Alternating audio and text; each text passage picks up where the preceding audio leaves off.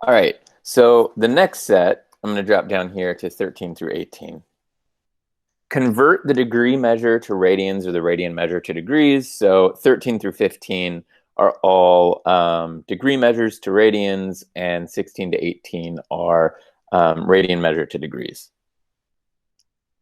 I know it's been a while since we did this, so the example I always like to use with these is converting like feet to inches or inches to feet. We know that there are 12 inches in 1 foot, so we can convert either way. So if I had like 3 feet and I wanted to convert into inches, I could multiply by the fact that there is 1 feet in 12 inches, and the feet will cancel. So I have 36 inches in 3 feet. So we're going to do the same exact thing here. We're just going to use radians and degrees. So remember that in an entire revolution, this one's probably not all that new, but in an entire revolution, there are 360 degrees, and there are also 2 pi radians. In other words, we can write a conversion fraction as, hey, look, I got my little box. I got a little fraction there. It's the small things that make you happy. So you can write 360 over 2 pi radians or 2 pi radians over 360. Either of those will work as conversion ratios. However, we can note that 360 and 2 are each divisible by 2, so we don't normally write them like that. We'll write 180 over pi, or we'll write, 180, I'm like messing this up, or pi over 180.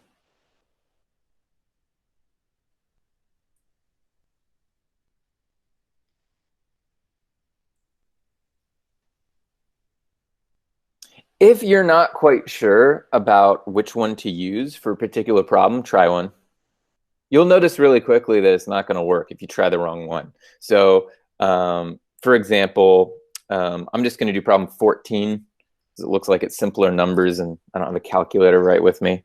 If you've got 14, you'd have 50 degrees. Note, if you tried, so I'm going to write this here, this is wrong, right? But if you tried to multiply by 180 over pi, you'd end up getting some number. I'm not going to actually figure that out. And then it's a degree times a degree over pi, and nothing cancels. So that's not going to work.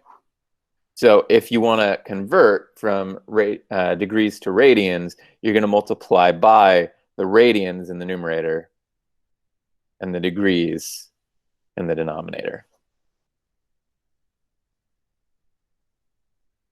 Yeah, that's exactly what we want to do, Isaac. We want to cancel out the degree. So if you're converting from degrees to radians, you want to cancel a degree. If you want to convert from radians to degrees, you're going to cancel out the radian. So in problems 13 through 15, they're all degrees that we want to convert to radians. So we're going to multiply by pi over 180.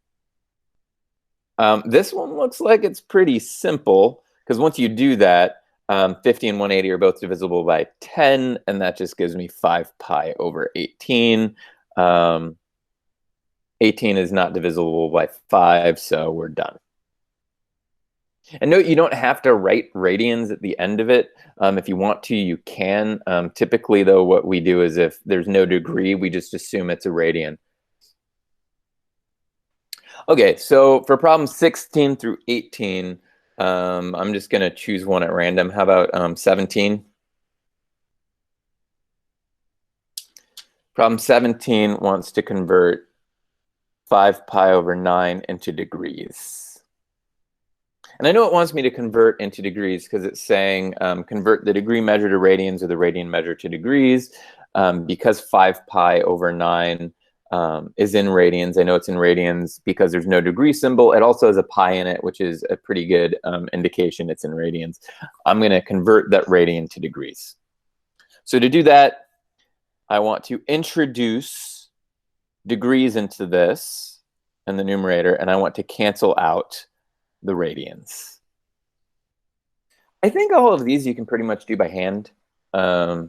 or at least with some basic reduction of fractions with the calculator. So the way I look at this one is I'll say, oh, well, pi divided by pi is 1, so those cancel out. That gives me the degrees left.